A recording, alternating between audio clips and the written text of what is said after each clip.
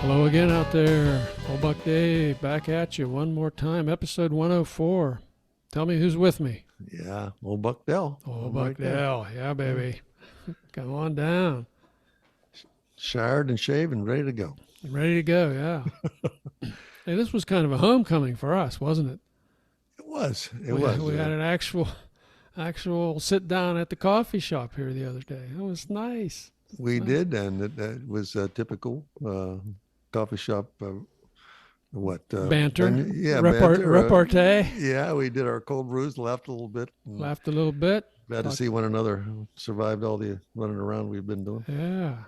So what else is going on in your world? Well, in my world, I've been living with chainsaw noise. You must live in Florida. Yeah. Oh man, the debris fields around there trying to clean up. They're using those big wood chippers, and it's just constant noise. I had left the house the other day. I just couldn't take it anymore. A lot of trees that suffered damage were not salvageable, and I don't know. You know what it's like when that tree falls down, or you cut something down. The landscape just changed dramatically. Oh yeah, with all the light coming in and what you were used to. So it falls into that category of the folks will find that to me the tragic part of this storm is what's left and how it looks and how you feel about it and what you lost and what it cost and all those things like that. So that's what I've been doing for the last couple of days. But it's kind of quiet right now, so I can talk without that, that two-stroke engine noise all over the place. Yeah. Hey, and by the way, if anybody in the Florida area who's listening and wants to comment on their dealings with Hurricane Ian, feel free to write us at BUCKSTWOOLD@gmail.com. We're always here. We're always here for you. I'm glad you mentioned that. Actually, interestingly enough, a friend who listened, I told her about the two old bucks, and she tuned it in, and she said, my son is involved in the podcasting kind of thing, and she gave us a nice compliment. Actually, she thought we sounded like two old friends, and old guys. I said that's our that's what us. we do. That's what we do. That's the theme of our program. But her son got involved, and I said, well, have him write to us at BUCKSTWOOLD@gmail.com, and maybe we can hook up with him and absolutely do an interview or something. So we'll see if they're still listening, and if we get any response. Could be reciprocal interviews. Yeah. All You never know. I'd be happy for him. Spreading the love, baby. Spreading the love, huh? Happy to support him. Hey, speaking of spreading the love, I got my COVID booster the other day, Saturday. How'd that go? As usual, I'm out on the tail of the distribution for reactions. The good news is I only had 101 fever this time. I was kind of laying around for 2 or 3 days, but didn't get chills, wasn't shaking in my boots or anything like that. So that's better than the other one. So. Well, hey, 2 days, it's worth it, I agree, and some people react differently, just a sore arm, and others. Yep. But I think when I had typhoid shots and some stuff like that, I mean, I kind of experienced a bit of the fever. So I guess it's all working. You're feeling better now. I hope I haven't seen you for a day or two. I'm feeling great. I did a little bike ride yesterday morning just to test myself and survived. And yeah, I am feeling much better. I'm kind of back at it, man. Okay, well, back in podcast land. Well, that's all good. That's all good. So get your booster, everybody. Get your booster. So you mentioned something about a book. You remember Goodnight Moon, the children's book? No, I don't. They didn't have Goodnight Moon down in the Bull Run section of town. Okay. Well, we didn't in our section of town. We didn't really try to learn to read till he was about 7 or 8. Then we all played catch up. Yeah. So this is a children's book. That's a famous children's book. It's 75 years old. It's having its 75th anniversary now. It's by Margaret Wise Brown. I remember reading it to our boys and my grandsons more recently. What's it about? I honestly don't know about it. It's almost about nothing. It's like our show. The kids fell asleep halfway through it. It's a go to sleep book. I'll tell you. And this is the honest truth. Uh-huh. I can fall asleep reading that book to somebody. Oh, really? It's about a it's about a little. It's not a kid. It's a rabbit. Okay, so Oh, they're just rabbits are not people. So it's kind of universal. Everybody, nobody can complain about rabbits. true. And it's about a kid going to sleep, and grandma reading him a story, and the fire burning in the fireplace, and the mittens and the bed, and it's just very relaxing. It really Oh. is. So it's 131 words. That's all it is. 131 words. The book is 131 words 131 words. That's less than we've spoken already. with like a lot By of far. pictures, well illustrated. Ah, good point. The illustrations are probably at least as important as the text. Okay. It's illustrated. Let's see, what's this guy's name? So Clement somebody young Hurd. would really relate to that, I'm sure. Yes, yes. Pictures just convey the words. Well, Okay. now I know what I got to get you for Christmas. Hey, if it helps me sleep. It's a cute little book. It's incredibly relaxing. It really is. Anyway. And you found the success of being in publication that long. That's something It's- caught your eye. Yeah. I just saw a little article. It's having its 75th anniversary, and it had a big resurgence. It was written 75 years ago. Do the math. It's 1950 something, I guess. Hmm. And it had a big resurgence in 1981, and that's the year our older son was born. Interestingly, so I definitely remember buying it, and actually, my mother bought the book and gave it to us to read to him. So, scary, huh? Well, I've got a little adventure story if you're ready for that. I'm ready for some adventure. Talk to me. I mean, you do a lot of things online where you book rooms and passage and whatever. Have you ever run into a website called Agoda? Agoda. Agoda, Agoda. Never heard of it. No, tell me about it. What's it All about? right, this is why I mentioned it to you. I recently wanted to take a sort of a close stay-at-home vacation a couple miles away, and just to get away from the turmoil of that hurricane. So we went up to St. Petersburg, Florida. Mm-hmm. And when I looked at the rooms that I was looking for, I sometimes check out those retro hotels. You know what I mean? Yeah. The old ones that are kind of still salvageable and Yeah. kind of neat to be in, just something different. Yeah. So I knew of two of them up there, and I said, "Oh, well, here's another one that actually had a great location." And of course, there's some pictures that go with it, and it really looked retro. This is the Agoda. This is the name of the place. No, I'll tell you how that comes I'm into sorry. play in a second. I'm sorry. I didn't mean. It's not the name of the hotel is called the Ponce de Leon Hotel, Okay. and it.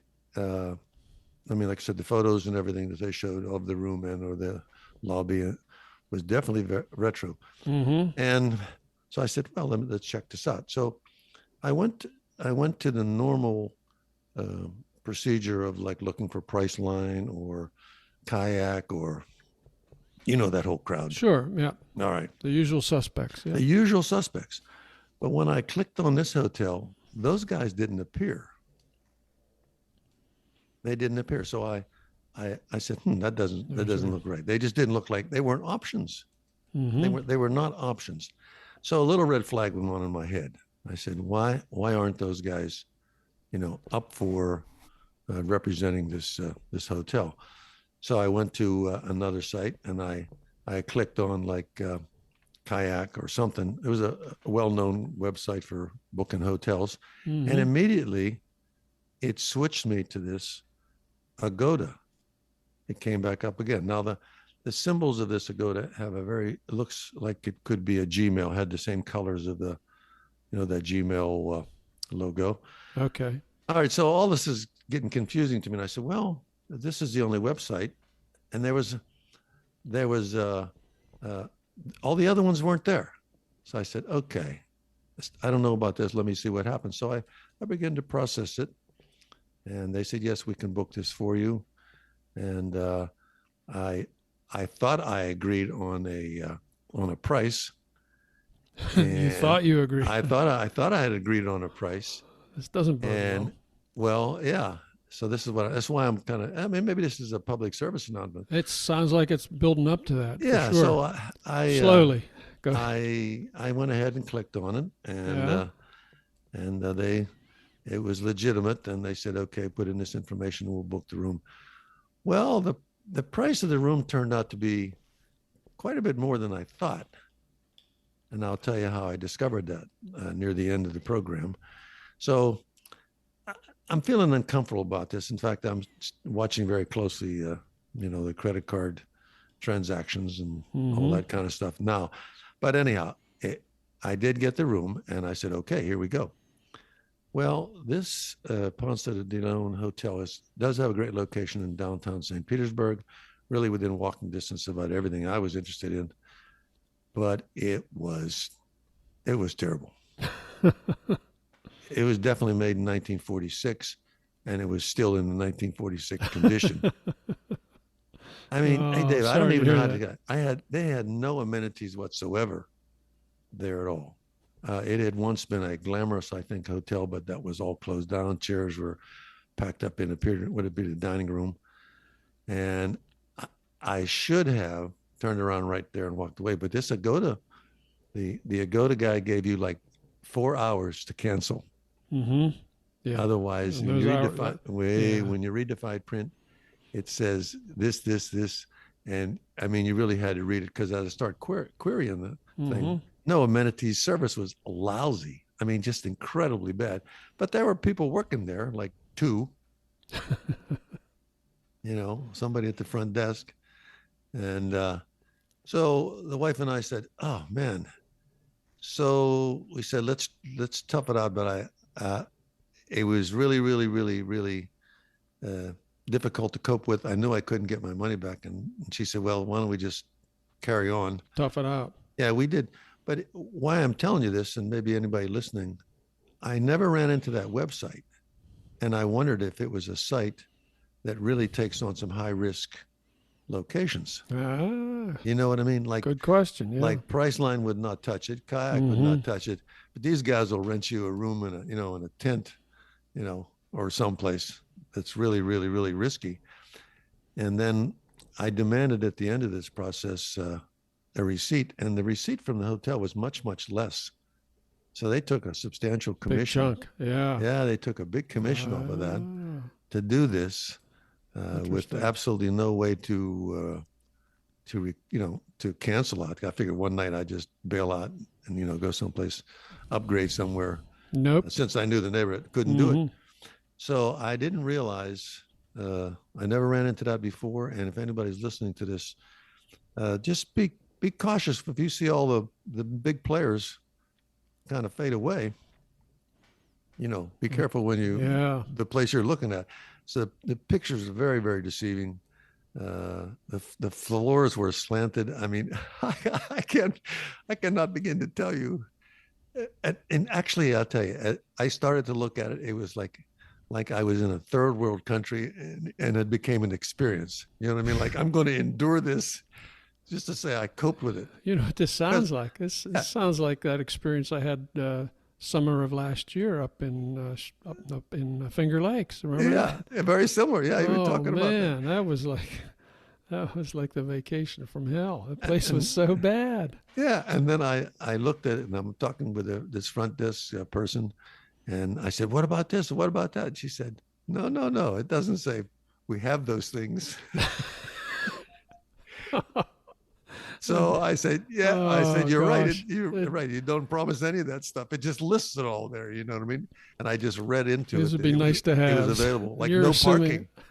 No parking. No parking. No parking downtown. You had to park in a regular public find a lot someplace. somewhere. So it was really an interesting experience. I managed to salvage a good time out of it because that is a nice area. The St. Pete downtown area is really, really, really kind of cool.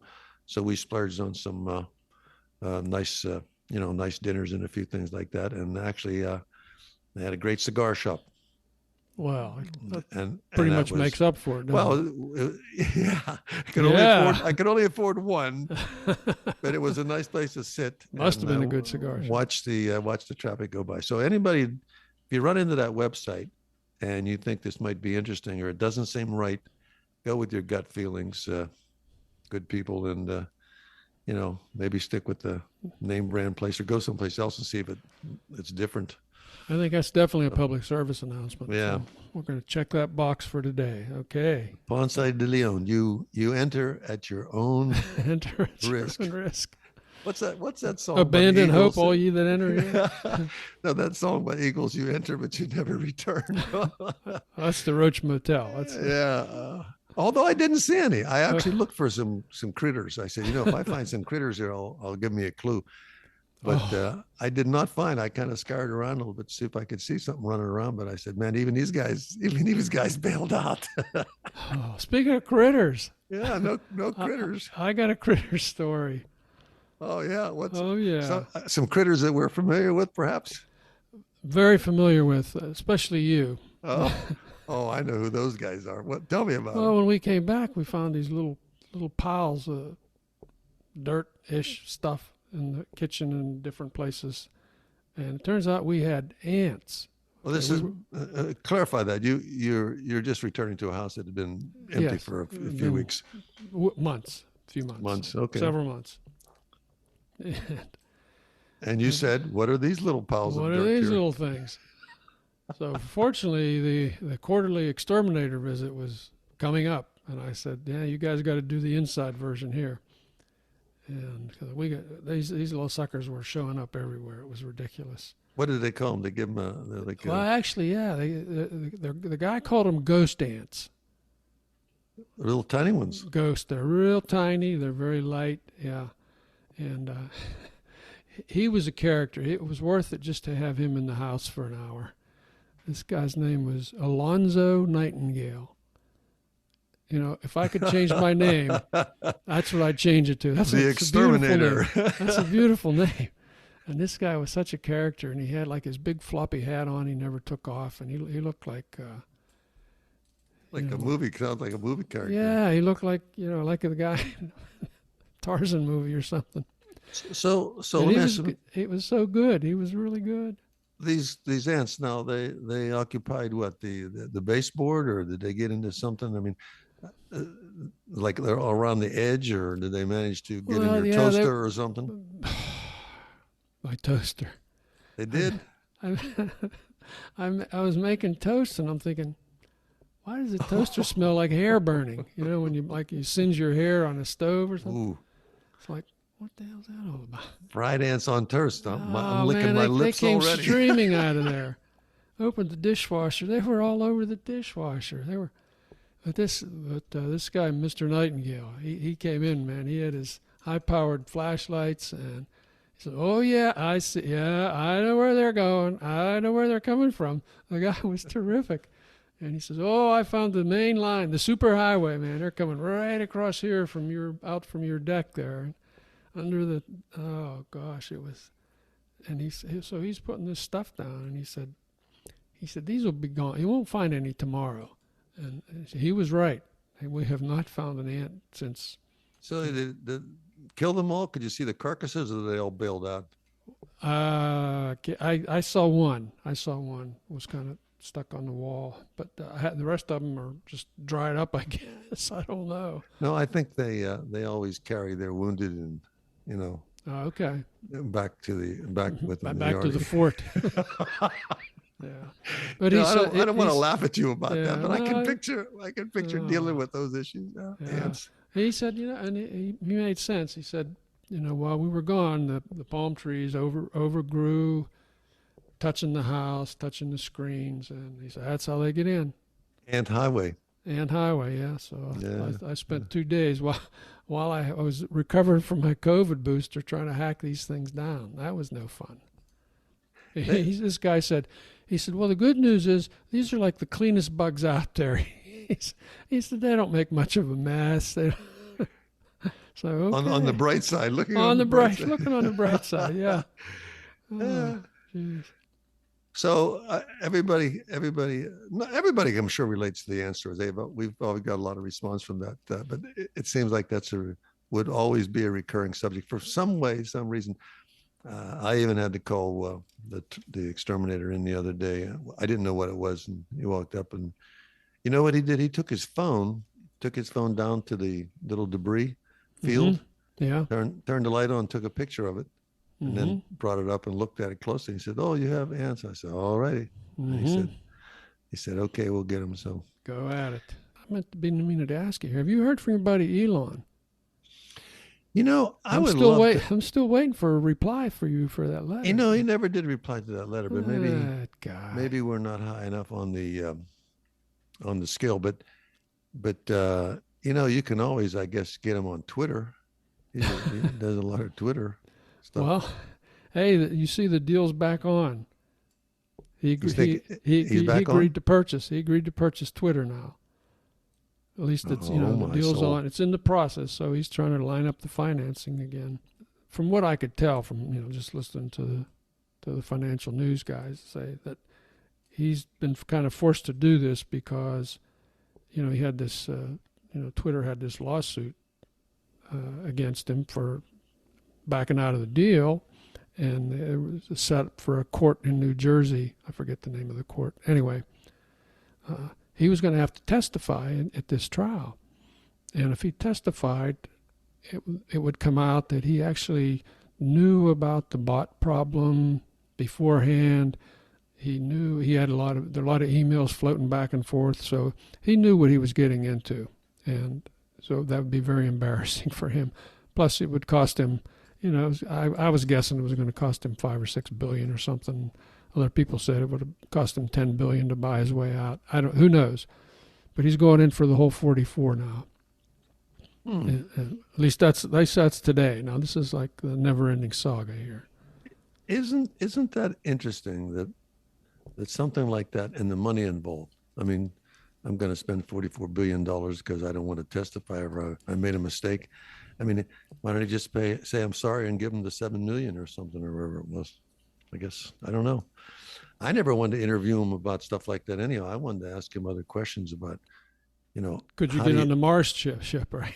No, but how do you, like I would have said, hey, what made you think of getting involved in a spaceship? You know, what made you think of getting involved? And then I think what amazed me more than anything was how did he put a crew together that did what it did? And by that, I mean, how did he get the booster to land? Why didn't NASA come up with that years ago? Yep. And I would have said, that's the kind of stuff I would love. It would be wonderful to talk. I don't think Two Old Bucks is ever going to get in anybody of that. You know, that's way too high. But if he did come on, he could probably make some statements and nobody would know about it. Right? Nobody would know. That's right. Only those people in Normalville would ever know. He could talk. So, yeah. Well, best of luck to Elon, I guess. Yeah. Hey, but speaking of space, we talked about the Dimorphos asteroid that got bumped by the DART rocket that crashed into it. I read that. Do you see it now? It was a success. It changed its orbit. It bumped it enough to change its orbit a bit. So I found that to be interesting. Yeah, 10,000 years from now, somebody's going to thank these guys. What if they really have to do it because it's a serious endeavor? I mean, like this thing is coming at us. Right now, I don't even know. They would probably throw their hands up and say, you know, we just don't care. Let it hit us, and whatever survives. We're just in such bad shape. Maybe it'll change everything, and the few people that go back to the Stone Age can start all over again and make a correct job. Yeah. Well, if it does hit, I hope I'm at ground zero. That's all I got to say. Yeah. I don't want to be around with what's left. I don't blame you. I don't blame you. Hey, we got a letter from afar here. We got a letter that one of our loyal listeners said that we should talk more about quantum entanglement. Do you believe that? Let me say that too. I mean, if I'm hearing this correct, you're saying we actually have a listener who wants to know more about. He wants to know more about quantum entanglement. I replied to him. I said, I already said everything I know about quantum entanglement. There's nothing else I can say to clarify that anymore. Oh, it's just we're going to need some smarter old bucks to answer that question. Yeah, we're gonna have to find some physicists or something. But anyhow, we got a diverse audience. You never know who's picking this up. You never know. I find that to be interesting sometimes too. That where somebody randomly could be listening to us, and there are many folks out there, and See, we've got new listeners in yeah, it's fun France and Spain, and we might go into double figures here at some point. Hey, I don't know. You know what I was thinking, Dave? I was thinking, What were you thinking? Let's sell real estate. Let's advertise real estate. Like you want to buy a condo, and we could see if anybody would give us a call and say, yeah, I'll buy it. I'll sell you a condo. I have a condo that's made to be remodeled every 2 years. Everything is put together temporarily. So you can just unscrew it and change the paint color on the walls, and and put it all back together again in a different fashion. So it's easy. Everything is in nice even footage.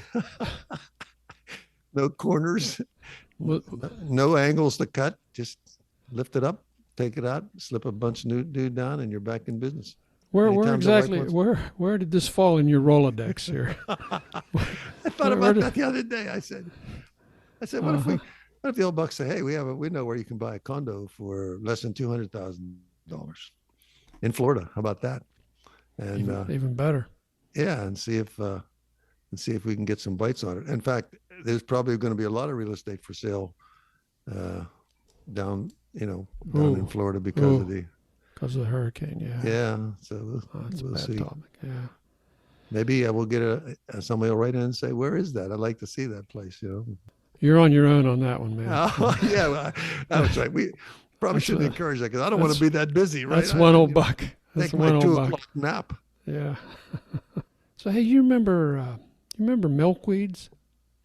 I know milkweed. Remember milkweed? Yeah, we kids. Isn't that we used to break it and it'd get all over you? It's collect those pods, and then they had that white, fluffy, silky. Yeah. We used to play baseball with them. Remember, we throw it use it as a baseball, and then the thing would explode, and that stuff would go everywhere. Well, I just learned a couple things here. Number one, I just learned that the floss from the milkweeds was collected during World War II to fill life preservers and life vests for the military. Did you know that? I didn't know that. I didn't know that. That was before our time, of course, but yeah, it was used to. They had drives. They had collection spots for milkweed. And have you seen any of that stuff lately anywhere? Well, that's the point. That's the other point I'm getting to. The milkweed production is way down in Mother Nature, and for a couple reasons. Urban encroachment. More and more people are, building houses, and fields are going away. Plus, use of herbicides that take out everything. And it turns out that monarch butterflies like to lay their eggs on the milkweed pods. I knew. Okay. Okay, and then the caterpillars eat the leaves before they, transform, before they do the whole chrysalis thing and become a butterfly. Interesting. So milkweeds are way down, and monarch butterflies are down 90% as well. Yep. Mm-hmm. So there you go. So there are efforts afoot now to replant milkweed and save the monarchs, which I think that's a noble effort. At least in their migratory path, I would think. I think I know that the monarchs like that, but I think when they gave the moniker milkweed, that probably doomed it. If they would have said the butterfly plant, yeah, it would have stood a better chance. Might have stood. Let's not kill that. That's a butterfly plant. Oh, it's a milkweed. Yeah, good point. Yeah. You heard that here first, by the way, on Two Old Bucks. This is just like the lanternfly, the spotted lanternfly. So that's right. Monarch butterflies down 90%, milkweed down 90%. Might be a correlation there. Might be causal. So, what other scientific stuff have you been dabbling in? I've been dealing with so many reality things. I haven't had a chance to. I haven't even opened a book lately. Not even one. There's too much mess to clean up. Oh, I'm reading short stories of the last 100 years, American short stories of the last 100 years. And I'm up to like 1970 now. Got to tell you, some of those old short stories were pretty bad. These were the best of the best they're picking out. So it's just a different time, different styles, different things that people were looking for. But some of those stories were dreadful, and these were like 2 or 3 of the best of the decade for each decade. And we had some sparse decades going on back in the 20s and 30s. Are you doing that for amusement, or are you doing it Amusement. because Amusement. you are a bit of a writer? I mean, No, you can get a few good paragraphs out that are pretty meaningful when you write. Maybe you're just trying to see how what others think. But of course, if it's not interesting, it's not interesting. Not interesting. If it's a period piece, that always can turn you off. So I hear you. Well, you know what I think? You think what? I think we're getting to the end of the road here, buddy. The old bucks. I'm tired today. I'm tired. I feel overwhelmed. Why don't you take a little nap today? I think that will not be a problem. Not be a problem. Hey, always good checking in with you. We'll spend more time together in person, obviously, from here on in, since you're a little bit closer. Yeah. So this is old Buck Dell saying, it's just the 2 old bucks, like they are. And thanks for listening. This is Old Buck Dave saying the same thing. We're just who we are. Thanks for listening, folks. See you next time. Hear you next time. You'll hear us next time. Bye-bye.